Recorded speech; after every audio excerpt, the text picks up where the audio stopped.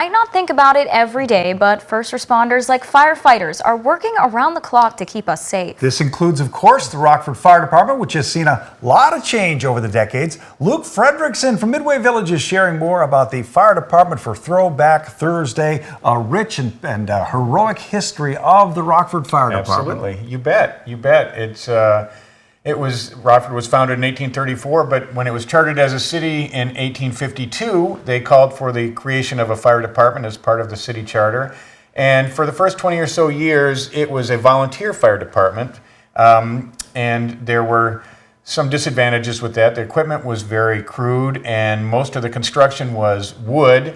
So there were some pretty catastrophic fires in Rockford's early history, and by 1881, they created a professional fire department based, not volunteer any longer, and that helped, along with fire prevention rules and inspections and changing the code so that wooden buildings were no longer allowed and wooden sidewalks, for example. So that really helped spur the effectiveness of the fire department. New stations sprung up, and as Rockford grew, they moved from horse-drawn firefighting wagons to motorized pumps and hose carts, and that helped as well.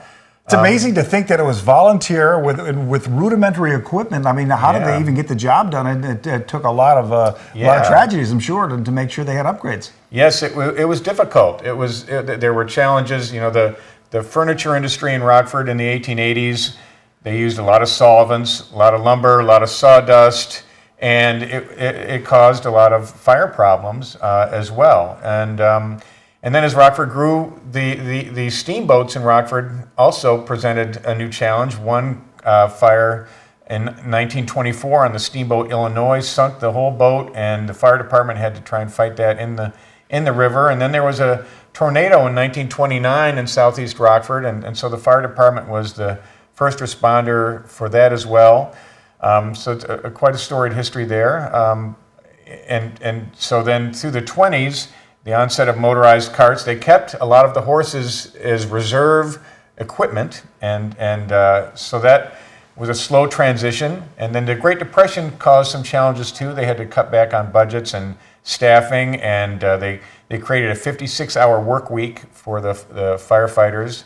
And it allowed for the creation of the more modern fire department we see now, with more modern equipment, and they required iron to be built in the larger buildings, and they eventually created EMTs and paramedics, and we have over a dozen fire stations now in Rockford, as well as in 1978 the first female firefighter was added to the team. So quite an interesting history. Yeah, it's very cool to see how the stations have transformed over the years, definitely. So I've heard a little bit about the replica fire station at Midway Village. Can you tell us a little bit more about that? You bet. As part of our village, we do have a fire station that is built as a replica of the one where my great-grandfather served. Art Frederickson was a firefighter from 1917 to 1941 at Station 5 on 18th Avenue and 11th Street. And so we built a replica in 1995 at Midway Village of that fire station, and it's there to tour. If you want to learn more about the history, we have a whole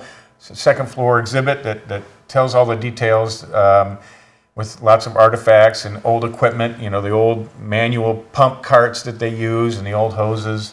So it's a neat place to kind of come and see it firsthand. Fascinating history for sure. Always a pleasure, Luke, to have you come in and fill our heads with wonderful knowledge about the history of Rockford. We'll see you again next week. All right. Thanks, guys.